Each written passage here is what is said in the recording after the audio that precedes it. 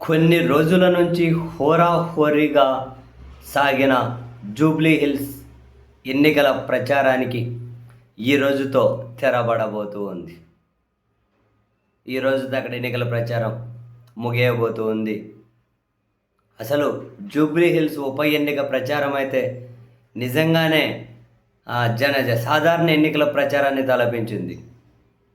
Sitting స్థానం కాబట్టి కాపాడుకోవాలి అన్నది బీఆర్ఎస్, అధికారంలో ఉన్నాం కాబట్టి దాన్ని గెలుచుకోవాలి అన్నది కాంగ్రెస్, తెలంగాణలో పట్టు కోసం ప్రయత్నాలు చేస్తూ ఉన్నాం కాబట్టి మన ఉనికి బలంగా చాటాలి అని బీజేపీ. జూబ్లీ హిల్స్ స్థానంలో, జూబ్లీ హిల్స్ అంటే మీరేదో ఏంటి అందరూ పెద్ద పెద్ద గొప్ప గొప్ప ధనవంతులు లేకుంటే ఏమంటారు హై ఎండ్ పీపుల్లో ఉన్న నియోజకవర్గం అనుకుంటారు. అట్లా అంత సీన్ లేదు. ఇదంతా ఎక్కువ మాస్ పీపుల్ ఉన్నటువంటి నియోజకవర్గమే. ఇదంతా గందరగోళంగా ఉంటుంది జూబ్లీ హిల్స్ నియోజకవర్గం. ఇప్పుడు సినిమా వీళ్ళందరూ ఇక్కడే ఉంటారు అనుకున్నారు. వాళ్ళందరూ ఖైరతాబాద్ కాన్స్టిట్యున్సీ కిందకు వస్తారు. యాక్చువల్గా ఖైరతాబాదే అట్లా తర్వాత విడిపోయి జూబ్లీ హిల్స్ నియోజకవర్గం ఏర్పడింది కదా.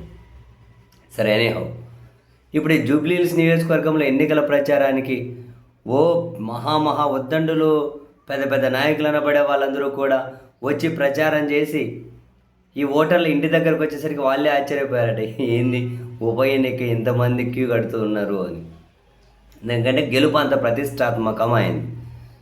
ఈ క్రమంలో మరి జూబ్లీ హిల్స్లో గెలిపేవరది, గెలవాలి అంటే ఎన్ని ఓట్లు కావాలి అన్నది కూడా కీలక ప్రశ్న. యాక్చువల్గా 23తో పోలిస్తే ఇప్పటికి వచ్చే ఉప ఎన్నికకు వచ్చేసరికి ఒక 15,000 ఓట్లు పెరిగినట్లు. 4 లక్షల ఓట్లు ఉన్నాయి జూబ్లీ హిల్స్లో, 4 లక్షల ఓట్లు. అండ్ జూబ్లీ హిల్స్లో ఇప్పటి వరకు ఎప్పుడు కూడా 52% మించి ఓటింగ్ జరగలేదు. ఇప్పుడు కానీ 50% మించి ఓటింగే జరగదు, సగమే. 23లో 50% మించలే, లోపే ఉంది. 2018లో 50% లోపే ఉంది. 2014లో ఏమో 50% అయింది. 2009లో అయితే 52%. అప్పటి నుంచే కదా నియోజకవర్గం స్టార్ట్ అయింది. అప్పుడు గెలిచిన కాంగ్రెస్ నుంచి విష్ణువర్ధన్ రెడ్డికి వచ్చిన ఓట్లు ఎన్ని అనుకున్నారు? 50,000 ఓట్లే వచ్చాయి, గెలిచేశాడు. అంటే పోలింగ్ శాతం తక్కువ, అప్పుడు ఓట్లు తక్కువే ఉండే. 2014లో ఇక్కడ నుంచి మాగంటి గోపీనాథ్ టీడీపీ నుంచి గెలిచారు, ఆయనకు వచ్చిన ఓట్లు 51,000. 2018లో మళ్ళీ మాగంటి గోపీనాథ్ బీఆర్ఎస్ నుంచి గెలిచారు, అప్పుడు వచ్చిన ఓట్లు కానీ కొంచెం అటు ఇటు. మొన్న ఏమో సుమారు 80,000 ఓట్ల వరకు వచ్చినట్లున్నాయి. ఆయన చనిపోయారు. ఆయన శ్రీమతి గారు, భార్య గారు బీఆర్ఎస్ అభ్యర్థిగా బరిలో ఉన్నారు. కాంగ్రెస్ నుంచి నవీన్ యాదవ్ ఉన్నారు. బీజేపీ నుంచి లంకా దీపక్ రెడ్డి ఏమో ఉన్నట్టున్నారు. అయితే ఇప్పుడు జూబ్లీ హిల్స్లో గెలుపు ఎవరిది అన్న ప్రశ్నకి సమాధానం 80,000 ఓట్లు ఎవరిది వస్తే వాళ్ళదే గెలుపు. 80,000 ఓట్లు వస్తే చాలంతే. 4 లక్షల ఓట్లున్నా 2 లక్షల ఓట్లకు మించి పోలవో, అది ఎక్కువే అనిపిస్తుంది. ఎప్పుడు 50% మించలే. 2 లక్షల ఓట్లు పోలైతే అందులో ఇంకా 1,00,000 ఓట్లు ఎవరికైనా వచ్చాయనుకోండి, ఇంకా భారీ మెజారిటీ. 80,000 ఓట్లు వచ్చినా కూడా దాదాపు గెలిచే అవకాశం ఉండొచ్చు. జూబ్లీ హిల్స్ 80,000 ఓట్లు వచ్చినా కూడా గెలిచే అవకాశం ఉండొచ్చు.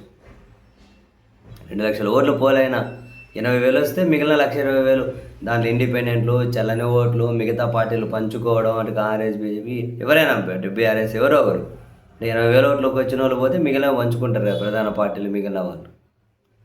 సో జూబ్లీ ఈ కొండలు ఎక్కాలంటే, జూబ్లీ హిల్స్ ఎక్కాలంటే కావాల్సింది 80,000 ఓట్లే, అంతకుమించి అవసరం కూడా ఉండకపోవచ్చు.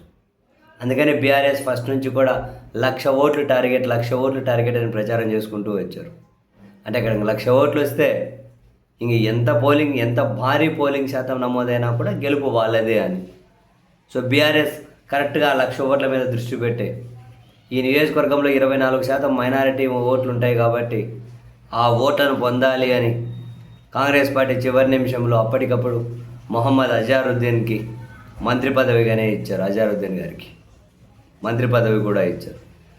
సో దీన్ని చాలా ప్రెస్టీజియస్గా తీసుకున్నాయి 2 పార్టీలు, బీఆర్ఎస్, అధికార కాంగ్రెస్ పార్టీ. గెలిపేవరిదో చూడాలంటే మరో 4 రోజులు అయితే వేచి చూడాలి. అండ్ ఈ రోజుతో అయితే ప్రచారం సమాప్తం.